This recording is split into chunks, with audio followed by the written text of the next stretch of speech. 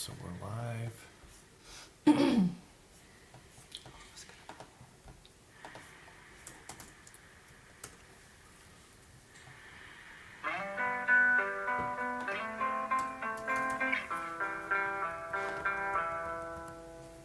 Look at the hell that's been brewing. As they cry, you cheat and you steal. Preaching from one of your limos. The struggle just paying the bill. Know you're high and you're mighty. It's the best if we all whittle down. For fortune and power and devious deeds. Winners are chosen, you still won't concede. Final fight for what you believe. If it's anything, well, there's proof in the battlefield. You suck profits from all that I killed, but we've got our faith back. And we're tired of messing around. We're tired of losing our feet on the ground. So tired we're taking you down and strip you away from that media crown. I know you'll keep selling us fear. Don't you forget that your ending is near. And you know, no matter what you say, your hoax is on display. We're a light in your darkest cave, and our fire won't go away. If what's right was on your mind, why's the truth so hard to find? Might be poor, but we're not blind. What you've given is second sight.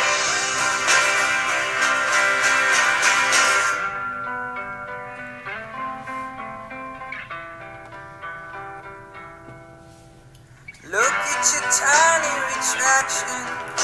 You've already gotten the view. Those methods that keep us divided. How else would you say to? Chilling your way through a story while calling them scoops on the air.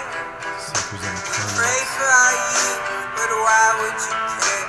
Searching for honor in all our despair. Rather be famous, pretend like you're there. And it's never fair. So we've leveled the playing fields. You'll keep pushing till someone gets killed, but we've got our strength back. We're tired of messing around. We're tired of losing our men to the ground. We're tired of screaming out loud. We're tired of living our lives in the cloud. Go on and sell us your fear. But look how we bask in our enemies' tears. As we're told to shut up and let you play. With our hearts in a twisted game. While your lies all stay the same. And we call you by your name. As your hoax is on the run. And you're like a sinking sun. Don't be sorry, just take the plunge. And let thy will be done. Sing, let thy will be done. Before the war is won. And when the war is won, only then the end will come.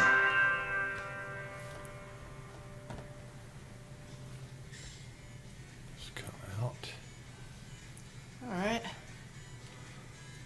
Well, Is that oh, that's it. okay? Hey Well- guys, Long time no see. It's been a while. been a while since we've done Ides of the Apocalypse. I'm Yvonne Burton. This is my brother Lewis Everett, and we've been doing the Ides of Apocalypse for several years now. We did it in the beginning. We were trying to make the Ides great again, but then we stumbled on the fact that words And history and everything is mean not, different things. Yep. And Ides has a negative connotation, and apocalypse has a negative connotation, and both of them didn't have a negative, like, No, they're both actually positive, and we kind of stumbled onto it, and people, humanity, I guess in general, has corrupted apocalypse, and they've corrupted Ides, and Right. I think particularly Ides, Shakespeare corrupted Ides because now everybody's beware the Ides of March, and and you the know, Ides of March assassination was of a Julius. celebration. It was the new year before they changed the calendar. That was the And that's why, you look at October, September, December, those should be the fall months. They should be, October is 8, December is 10, September is 9. That or even our calendar is wrong. right. And Yeah. apocalypse means in ancient Greek, great revelations. It's a And great revealing. unveiling. And apocalypse is also something that everybody goes through, that everybody does in their everyday lives if they're actually kind of getting into a spiritual sense and kind of getting a higher vibration. So, apocalypse is not mushroom clouds and zombies. That's more of the inversion that's going on in this world. And even going back to Ides was also a time of debt forgiveness. Right. Whether it was wrongs to people or actual debt of monies. It was a new beginning. It was spring. It was new life starting. And so we're trying to kind of look at history in a different way and different stories have been told, and try to reverse the inversion a little bit. If it's just for us or just a couple of people that watch, and Yeah.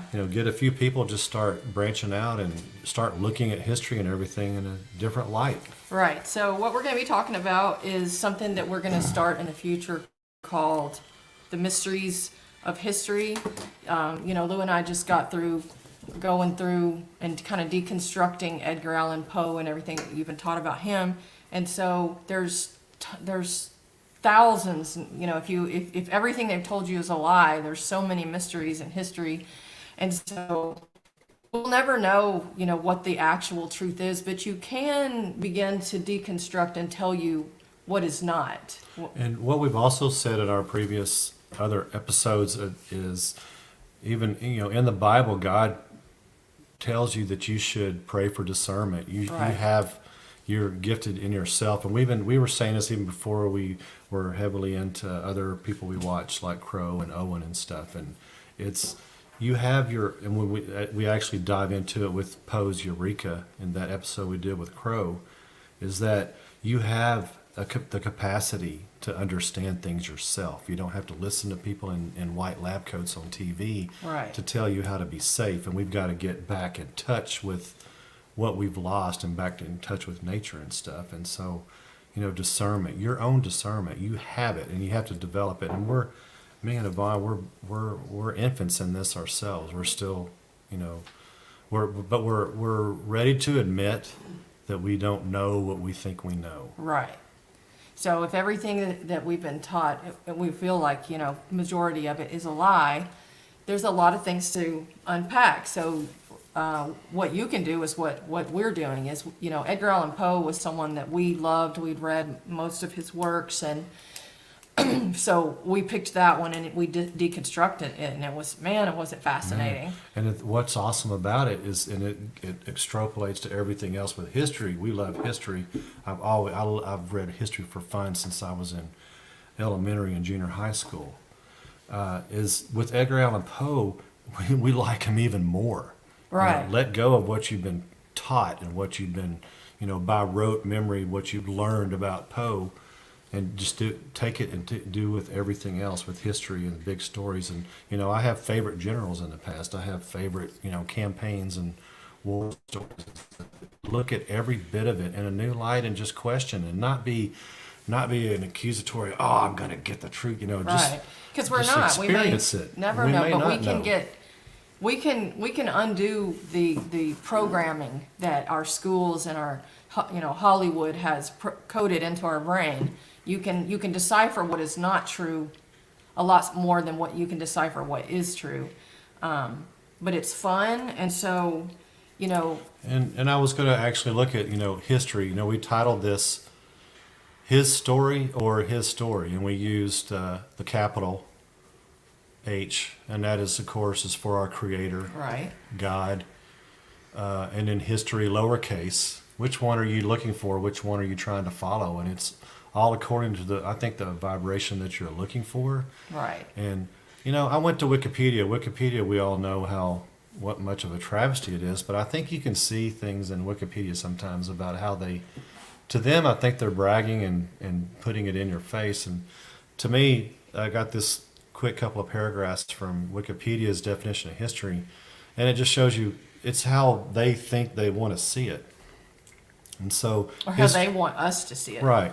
History comes from Greek, which I can't pronounce the Greek, but historia, meaning inquiry, knowledge acquired by investigation, is the study and the documentation of the past. Events before the invention of writing systems are considered prehistory. History is an umbrella term comprising past events as well as the memory, discovery, collection, organization, presentation, and interpretation of these events. Historians seek knowledge of the past using historical sources, such as written documents, oral accounts, art and material artifacts, and ecological markers. Now, this paragraph I found interesting is history is also an academic discipline, and I want to go into academic discipline, which uses narrative to describe, examine, question, and analyze past events and investigate their patterns of cause and effect. Historians often debate which narrative best explains an event. I'll bet they have debates. As well as the significance of different causes and effects. Historians also debate the nature of history as an end in itself, as well as its usefulness to give perspective on the problems of the present. And so, going back to that academic history, the discipline of academic history, Right. there was a guy on Crow 777. It was over a year ago, and I can't remember his name, but he had dove into just the general history of history departments at universities in the I think mainly the United States, major universities. And the university, they all have these different departments: science and technology and history, and now they've got the different studies and the Oh, basket yeah, the weaving and all women's that. studies, the gender studies. But every one of these departments, they have their history just sewn up. You can go to their websites and see when the department was formed, who was the first head of it, and all their Right. different professors and people that graduated from those universities with their degrees. And you look back and, a lot of our history, everything in general about our society, a lot of things changed in the late 1800s, early 1900s, especially with medicine, how it's practiced, Right. education. And it turns out with history as well, because there were universities didn't have history departments. Right. They didn't have. When was the first history? I think this gentleman on Crow, I don't even know if he found when the first history degree was conferred on somebody that they graduated and there was this curriculum.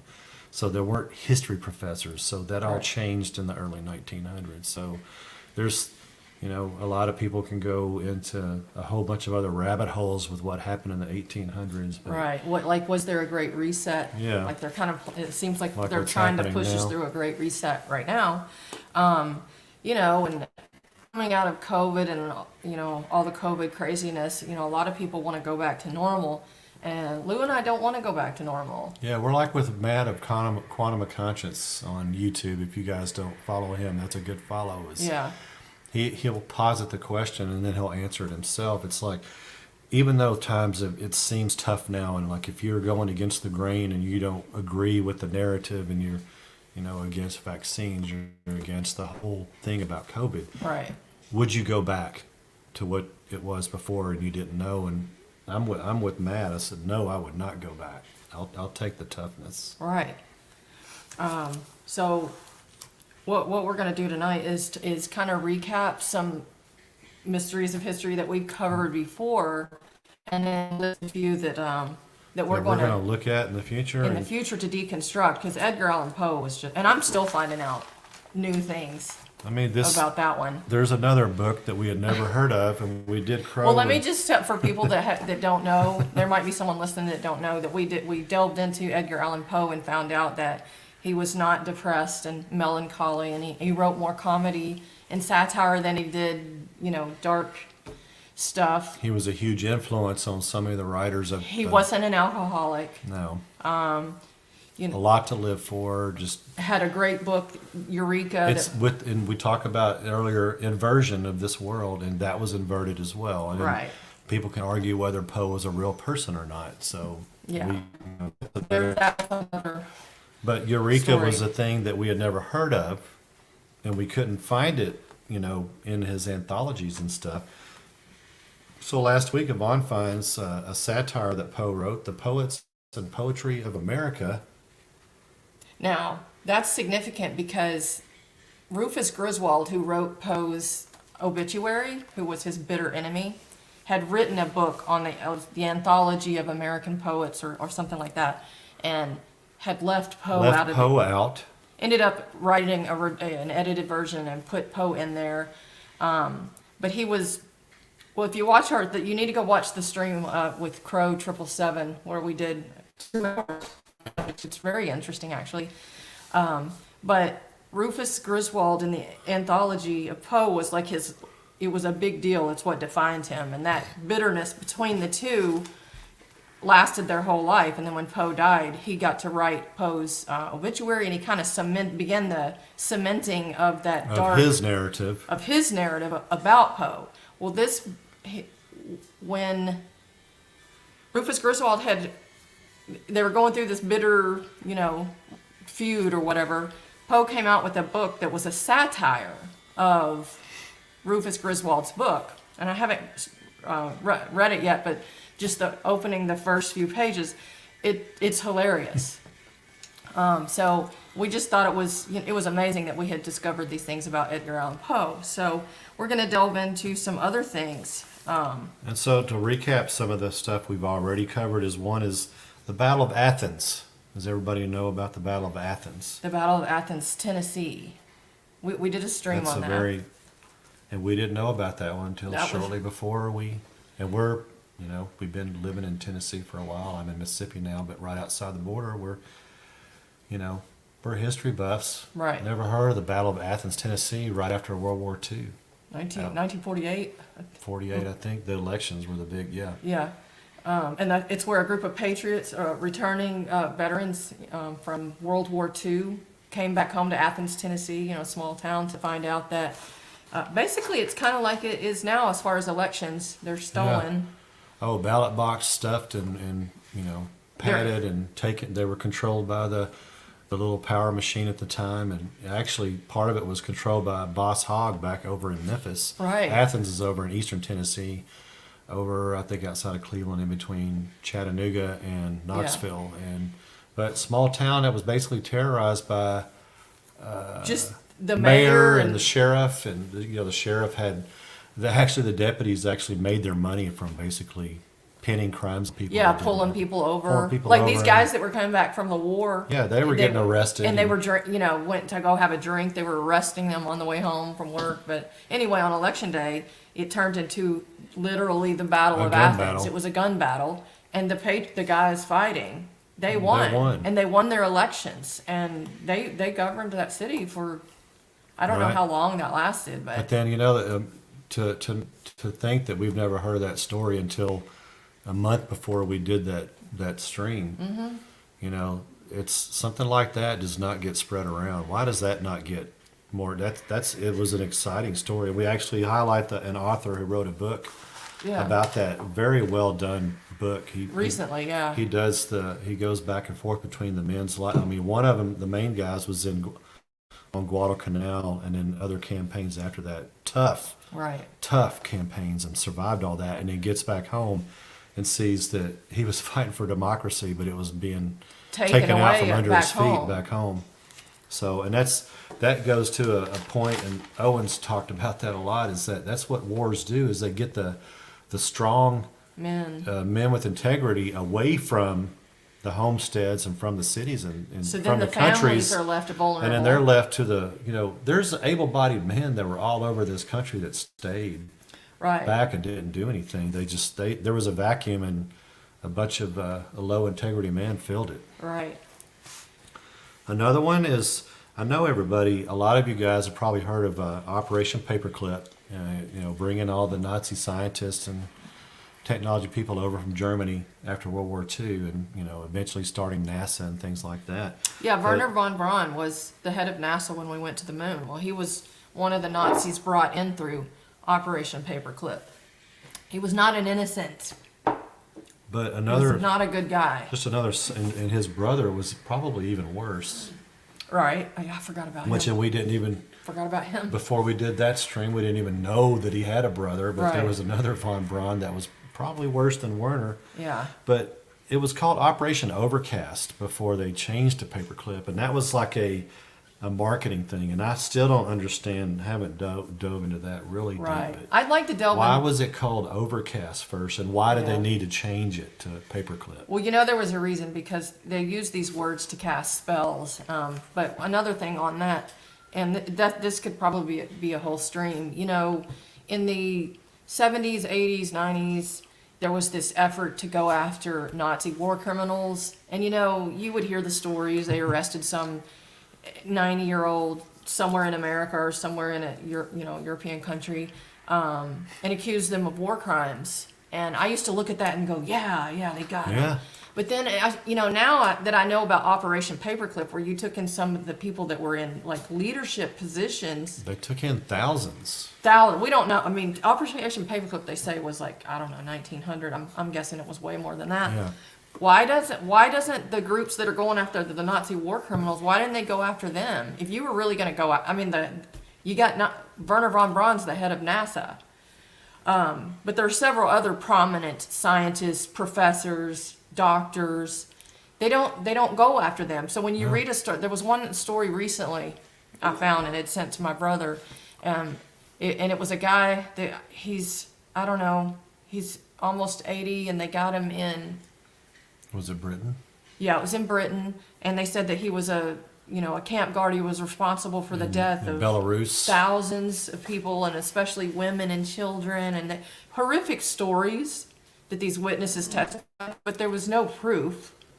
And But he got on the stand. He was his own worst enemy. right, and he was It's just like don't testify on your own behalf. right. And He was an angry and he old was man. mad, and he claimed that the Jews where he lived were not persecuted, and he said a bunch of stuff. And now how I look at it, I don't know what he lived through. I don't, they lie about everything. So why am I supposed to believe that he was this Nazi war criminal while at the same time all you Nazi war criminal hunters didn't go, why aren't you exposing Operation Paperclip?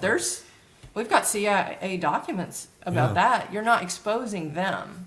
You're going after the little guys who can't really, they're old Yeah. now and they don't really have. Well, and you look at Werner, I can't remember his name, but Werner von Braun's brother actually ran, like, his is even more detailed than Werner von Braun. Yeah, it is. The camp that he ran, that was the V2 rockets, and I'm beginning to think that I think it was his little brother, Yeah, younger brother, that he was actually probably the smarter of the two. yeah. But he was the most vicious, and he killed a lot of people. I mean, it's very well documented on his. So it doesn't make any sense for them to go off. And that's after another these thing is why little guys. before we did that stream, that's another thing, we did not know about his brother. We didn't know he had a brother, Werner von Braun. Right. Well, But it turns also out- I didn't know that the head of NASA had been Right. brought in as a Nazi from Germany through Operation Paperclip. So another one that we did, which we're going to probably, because that led into another one, which I'll talk about later, is Woodward and Bernstein and the whole Watergate thing. And we won't stay long on this one, but it's fantastical what they. Oh my gosh. These guys were supposed, CIA guys and FBI guys and experts and the stuff. I mean, there was Scotch tape over the door. Yeah. Jams to keep them from locking when they shut them. Right. And suppose that they got discovered because a security guard making rounds noticed one of these doors taped up. And I'm like, really? This is your operation? Basically, Watergate was a burglary. I feel like that it was CIA led, but when I say CIA, I mean like Dan Aykroyd, or Chevy Chase, Spies Like Us. Yeah. CIA. I feel it was a cover up. they had gotten, remember the black book and the key that which Yeah. it was at the National Arch, and this black book contained the names of, it was like not a brothel, but a prostitution ring in D.C., you know, for those elites, and there was a black book. It was run out of Watergate. And so so the key to that drawer they have in the archives, but the black book Yeah. that contained all the names, that's missing. Right. But there was stuff that led. I mean, you look at the whole Nixon thing. You see Alexander Haig was his chief of staff when he went down, and And you know, Dean, was Dean the NSA or his chief of staff?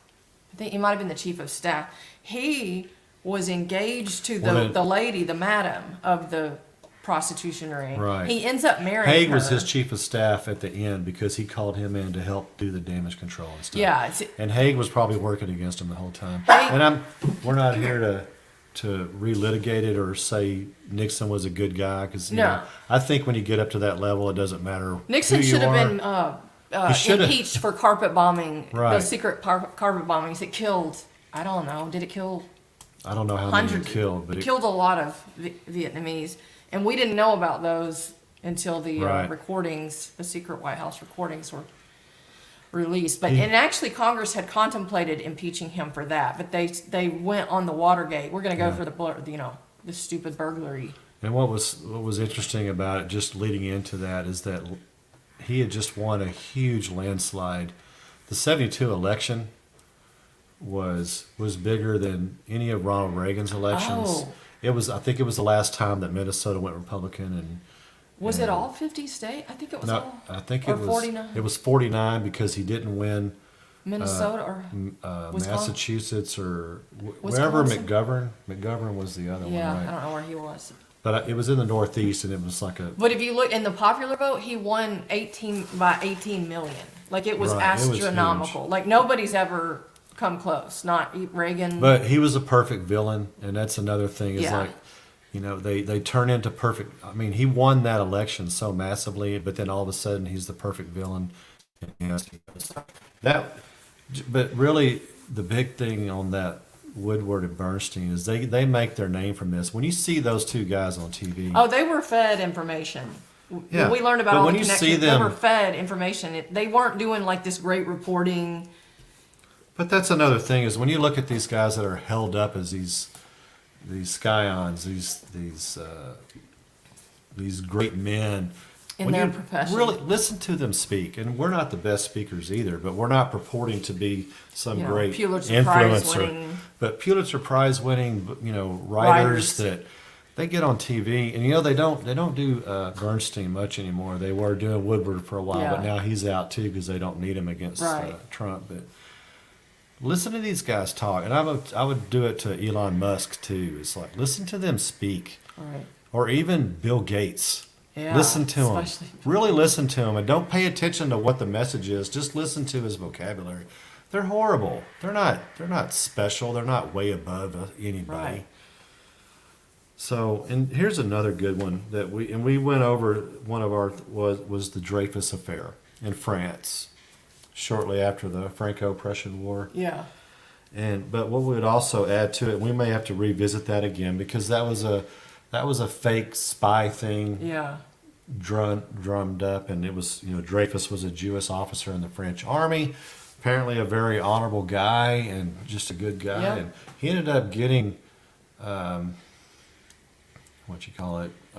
Sentenced. No, he got his due.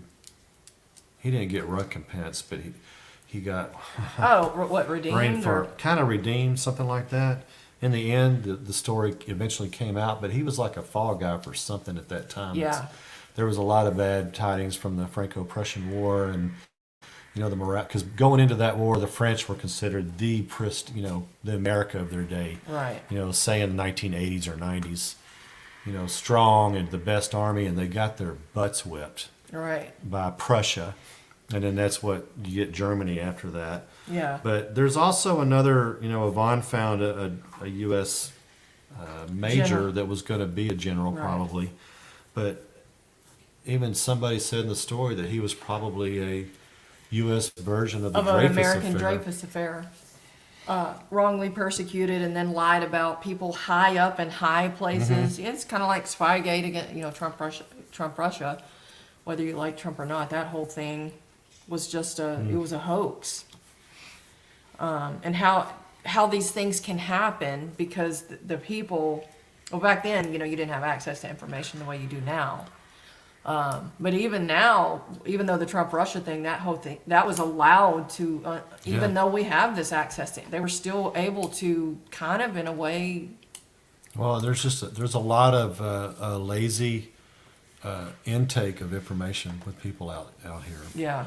Another one we did was, and we'll probably revisit because some of these you can just keep going. Yeah. Is barbarians at the gates? Are Yeah. we the Are we the barbarians at the barbi- gates? That was our stream. You have a negative, just like with the Ides of Apocalypse and the negative tone of those words. Yeah, and think about who was it that it was hanging with the bears. I saw last night for a little bit.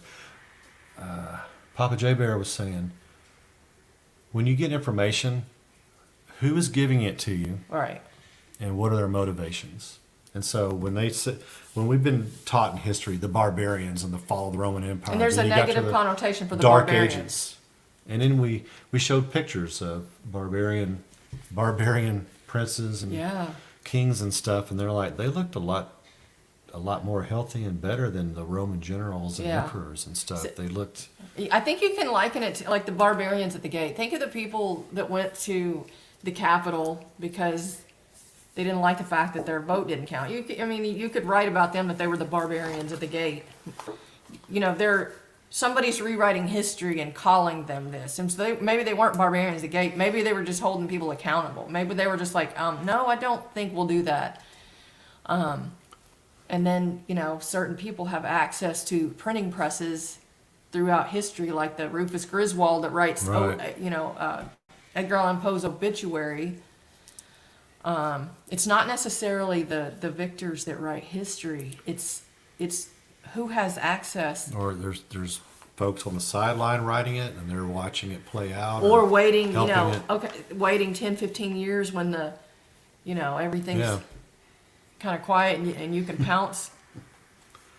But one thing we're going to get into in the near future here is generals, Yeah. and some of our research just barely starting, but looking at World War II generals, but also just in general, not to do a terrible pun, but yeah. it's looking back at history and who's been propped up and who And who gets disparaged and why. And World War II is fun to look at, especially in the European theater with Patton and Ike and Omar Right. Bradley and stuff. But even in another section, we're going to bring up Stormin' Norman from the first Gulf War. Yeah. And there's actually, his dad is actually much more interesting than he Mm-hmm. is, because all he has is the Gulf War, Right. which That's it. is like I don't know, the best Cowboys team in the '90s playing Detroit Lions of this year or something Right. like that. Right.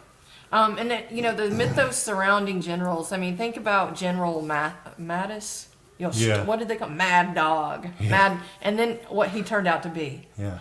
So, The only thing he's missing now is eyeshadow or something. right. Edgar Allan Poe even wrote a short story called The Man That Was Used Up, and it was actually about a general. And he's going and he's looking for this general. He called him ABC something. And he couldn't find him, and when he did find, and he was like supposed to be this real, Mad Dog Mattis type. And when he found him, he was in pieces. And they had to put him together, they would have to put him together, and he was actually making fun of the mythos surrounding generals. And most of it's probably not earned. No. And like if it's Look at General Milley is a prime example. yeah. And then you will know them by their fruits. Right. I mean, look at who they appoint. As, Yeah. who they help promote and stuff. You look at some of the crap going on now. All right. But that leads us into Stormin' Norman, and I looked in my notes. It's Stormin' Senior, Yeah. and we touched on that with, and we want to go back into that because there's more. It gets more into it with Storm and Norman's dad, Norman Schwarzkopf Sr. Yeah. He's tied in with the Charlie. Iranian Yeah. Revolution in '53 that the CIA and The some coup. of British intelligence helped foment Right. to keep, so that Britain could keep their oil rights, and which ended up becoming BP. Right. It wasn't called British Petroleum at the time. But so '53, we screw with Iran and we overthrow a popularly elected Prime Minister, Mossadegh. But Norman Sr. is interesting. We did it in the stream before Right. last year. Norman Sr. was the general sent to Rome after when the revolution first started. It wasn't going well, the way they planned. So the Shah fled to Rome. Well, Norman Sr. is the general that is picked by the U.S. to send to Rome to talk the Shah into going back to Iran, because then they stood back and regrouped and changed their tactics, and then the revolution was successful. Right. Which the revolution overthrew the popular guy. Right. But you look into it more and you see Norman Sr. was stationed in Iran during World War II when it became a protectorate of the Soviet Union and the U.S. because they wanted to keep the oil supplies away from Hitler. And Storm and Norman group spent a lot of time growing up there. Yeah. And so, but it gets even more interesting than that. Storm and Norman Sr. was the first head of the New Jersey State Police. Now, in the late 20s, early 30s, is when all these state police bureaus started getting created in all the states, because that's when they first started making interstate highways, U.S. Right. highways. Well, he was the first head of the New Jersey State Police. He was the first law enforcement on the scene of the Lindbergh kidnapping. Yeah. And We haven't looked real We- far into that, because when we were doing that, we were looking at the Iranian Revolution, and there's just Lindbergh was like a America First type. America He was First, along with populist. which Gerald Ford was a part of. Gerald Right. Ford was, Yeah. and here's the thing: is during all this different streams we did a year and a half ago, 2 years. We see World War II as a huge catalyst because so many Americans were, isolationist, America First. That's always portrayed as a bad thing. Right. Well, Gerald Ford was one of those people who was very America First, stay out of all this stuff. He ends up getting, when Pearl Harbor happens and we end up in World War II, Gerald Ford ends up in the Pacific Theater for a couple of years. Yeah. He comes back very pro-American empire after that. So World War II just changed a lot of stuff. Yeah.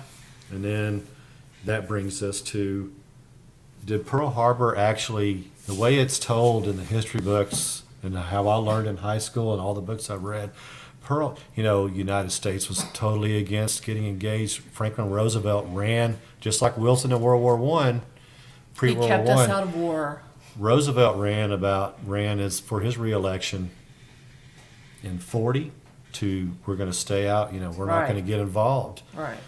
He always orchestrated to get us into World War II. Mm-hmm. But the story that we're told is that Americans were against the war, majority, we need to stay out of it. Even after Pearl Harbor. But the story is Pearl Harbor galvanized everybody. Right. It changed the mood of the country, and they were just fully That was supportive. That's the narrative. Yeah, and so we're starting to look at some things, and actually, we look at the guy that wrote the story that ended up becoming Ended up becoming what? what's his name? The Christmas Story. The Christmas Story. I'm brain farting. It's a Wonderful Life. It's a Wonderful Life. Yeah. You get into that guy, Oh, and then you start interesting. finding That's out a whole an nother. information agency that they formed this agency on the same day they informed that Roosevelt started the OSS. They formed this agency because they need to shape American opinion to support the war, because American public does not support the war, do not trust the Allies, which is, they don't trust Britain, they don't trust the Soviet Union. And so Franklin Delano Roosevelt forms information agency that's going to help shape American people to opinion to support the war. Right. And it's like, wait, I thought that's what Pearl Harbor did. Right. So even after Pearl Harbor, there still wasn't Sentiment huge to American go to support war. to just go to war. Which you is know. why. If you think about it, it's 20-something years difference from World War One, and what happened with that? The American public felt betrayed, Right. and they weren't that much older, and they're supposed to just send their sons again. So that was Roosevelt who created the war.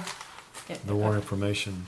Because then it was Ike, it was Eisenhower that they renamed it. They took out war. The United States. Well, that's another offshoot of it, but the Office of War Information also became the Voice of America, and then Yeah. the Voice of Japan, and Voice of Free. Europe, and Radio Free this, Radio Free that. It's just And so it's one just- big propaganda arm of the United States. Yeah, and that is our last point, is we're going to look into Ike a whole lot more. One of the things with Eisenhower is he's credited with his great speech at the end of his term when he's about to go out. He's been there 8 years. Here's the thing. Here's a problem I have with Eisenhower. He's been there 8 years, and he gives this great speech before Kennedy's going to take office in a Right. couple of weeks or so. I can't remember the date of the speech. But everybody remembers military-industrial complex, military-industrial complex. And me and Yvonne, had delved into that more over a year ago. And yeah, that's great. He warned us about that, but I have a couple of points on that. One, the second part of the speech is science and technology, which is probably the more pertinent one, especially for now, and very important. But why don't we hear about this speech for decades? I mean, in school, we even heard Yeah. about it in school and stuff. I mean, But he doesn't. We don't hear about the science and technology part, He which is, called I them think, the scientific technological. Beware of the scientific technological elite. And Yeah. You look at where we are now. and I would say that they're the ones that considers themselves elite. They aren't the elite. But a second point on that is, why did this mofo wait until 1960 Right. to warn us about this? What was he doing for the 8 years while he was president? So I have a You big know, problem with holding him up as some. You've heard the term called limited hangout. Oh yeah, Was Maybe that that's a what he limited, was- maybe a that's limited what he was hangout? doing. And then so we focused on the military-industrial complex, and we're And let all distracted this from other the just- bigger part, which is where we are now. yeah.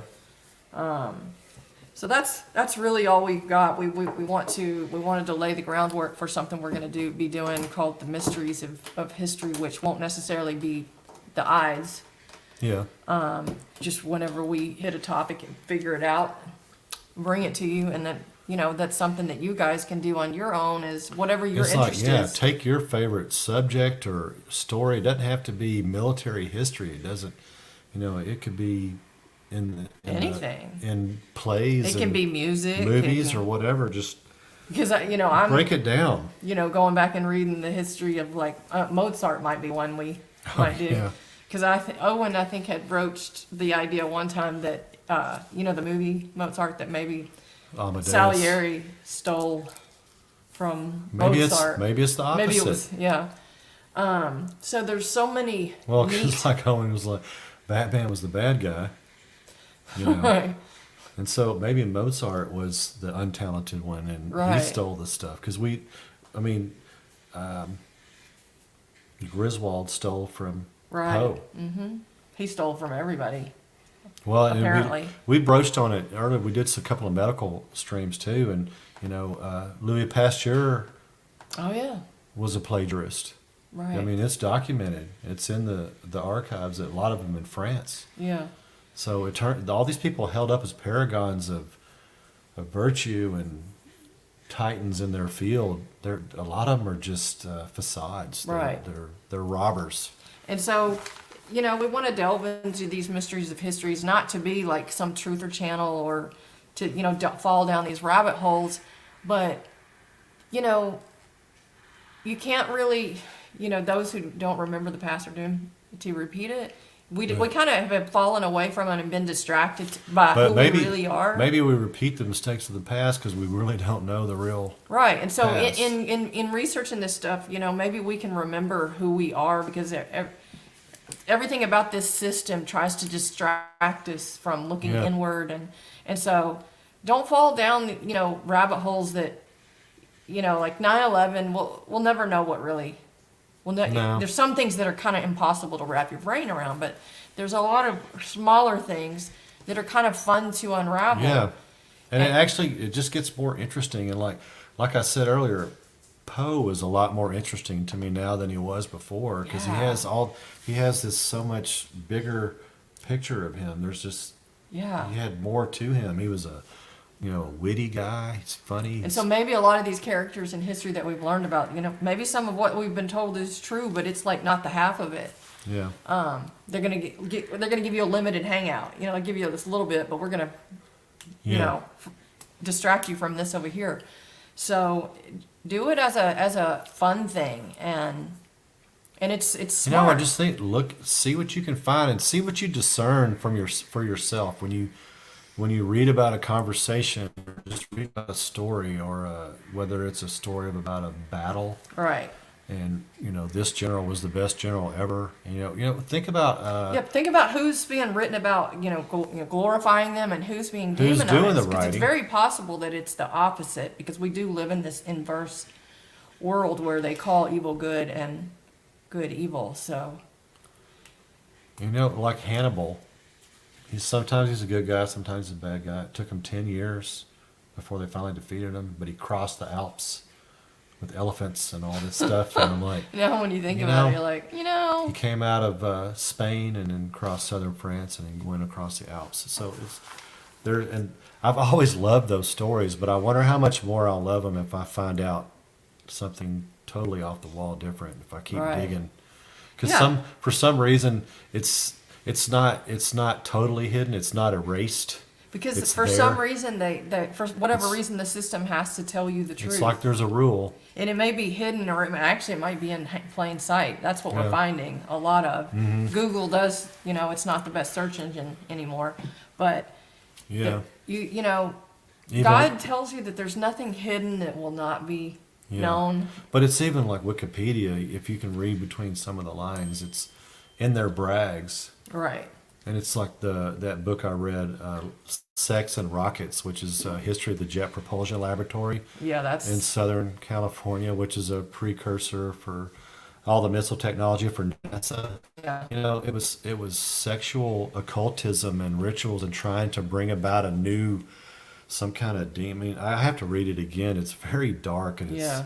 it's got L. Ron Hubbard in there. It's Who are those other two guys? I can't remember and their names. I can't remember the main guy. He dies Frank. he dies in an explosion. Yeah. But the guy who wrote that book is bragging about how he loves these guys. He loves what they were doing, and they were basically they were shitting on Christianity. They were shitting on people that believe in God. Right, and then you got And- L. Ron but- Hubbard that created but a whole new religion. That's the thing, is the guy writing this. You can read this book and see what they are. The guy isn't trying to hide anything. He's bragging about it. He loves it. So, Right. they'll tell you who they are. You can see it. Right. So we're just telling you that, it's just something you can do as something fun, as something, doesn't have to be dark. I'd be interested to see what other people would come up with, or even send us some suggestions, and we'll Yeah, be ideas. glad to look in. We love looking into this stuff and looking at it anew. We like to. Deconstruct history. We're and, totally prepared to discard any preconceptions we already Yeah. had about a subject. Right.